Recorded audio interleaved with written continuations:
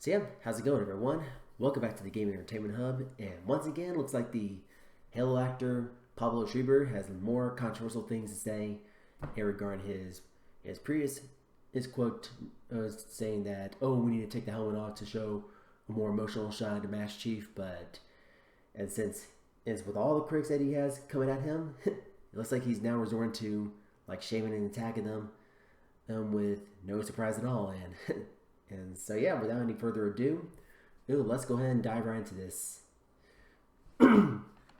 So, starting off, Halo actor Pablo has doubled down on his stance on the Master Chief helmet off helmet on debate, insisting that it's impossible to like the show if you do not like the fact that the super soldier takes his helmet off. I'm probably not pronouncing it correctly tonight. So last week, the Halo TV show reignited the debate about the controversial decision for Master Chief to remove his helmet in the series. And Xbox and Paramount released a new trailer for the upcoming Season 2, which continues the story of Master Chief's live-action exploits. He's following Season 1's mixed reception, and Pablo Schrieber's Master Chief in action with or without the helmet on. So one action sequence sees John 117 fighting the Covenant without Halo armor at all. So, yeah, this show really doesn't really get the series at all. So meanwhile, new posters of the show feature Master Chief without his helmet on, leading some fans to tweak the poster to put the helmet back on. So in the Halo games, Master Chief never takes his helmet off and almost always appears in full armor. Of course, not going to waste time showing the Season 2 images, but continuing. So speaking to SFX Magazine via Games Radar, R. Schrieber pulled no punches in defending the decision to remove Master Chief's helmet for the show. So here's what he has to say. So people who don't feel the helmet was necessary to come off, they're at such an early conception of what the show could be. Yeah, doubt it.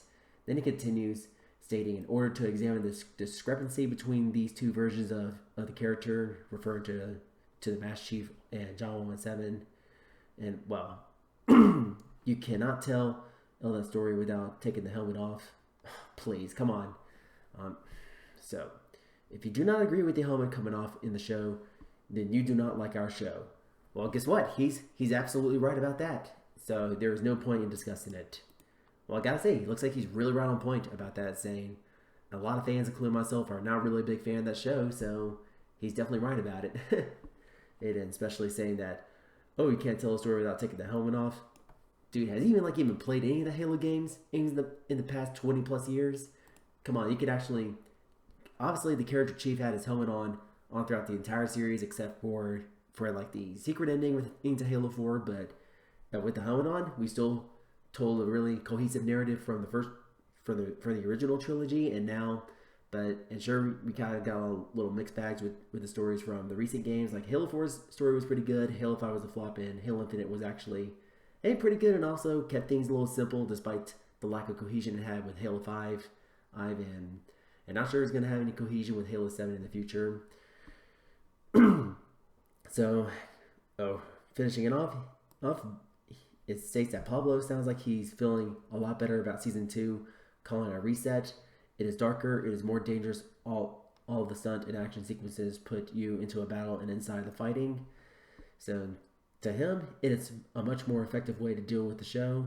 And he thinks that David's new showrunner is just more gifted. Is just a more gifted writer, to be quite frank. And I think his dialogue is a lot better, and he puts words in the mouth that he feels more appropriate for the character.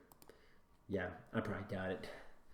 So yeah, gotta say that's just more typical, narcissistic tactics, saying like, if someone's like have your critics come at you, and then you just like shame your critics and not really own up to it, and the fact that, come on, you're always gonna have critics no matter what you do, and the fact that he's going off on that tangent of like when it comes to his own critics, it's honestly he's not really owning up to it. And he thinks he's actually like the center of the Halo universe, or basically the center of the universe to be exact. And saying that he can do whatever he wants, and he's gonna show more human emotion. Come on, we can actually tell. I'm sure we can actually tell good stories without showing any kind of emotion, based on like what we had in the past when asked and all that stuff. And And heck, even like Halo 1s, 2, and 3 actually didn't have any sense of emotion. But yet, the cohesion of those 3 games were actually pretty good, and they told a really good narrative from beginning, middle, and end. But yet, he thinks he feels like he has got to be right about everything, and man, all he's gonna do is just add more fuel to the fire with those kind of statements. And so yeah, I could probably go off ranting about this, and I'm not gonna rant anymore. And I'm just gonna go ahead and close off this video at this point. And if you got your own thoughts or opinions based on his recent statement, then go ahead and sound off in the comment section below and get a discussion going. And you found this video to be helpful and informative, then be sure to drop a like as always. And while you're at it, be sure to subscribe for more news like this, and maybe also anything associated with Halo Infinite and possibly the next Halo game that could be coming out so far, hopefully in the near future. Either it's going to be Halo Infinite 2 or Halo 7. Only time will tell. And again, thank you so much for watching, and we'll catch you all in the next one.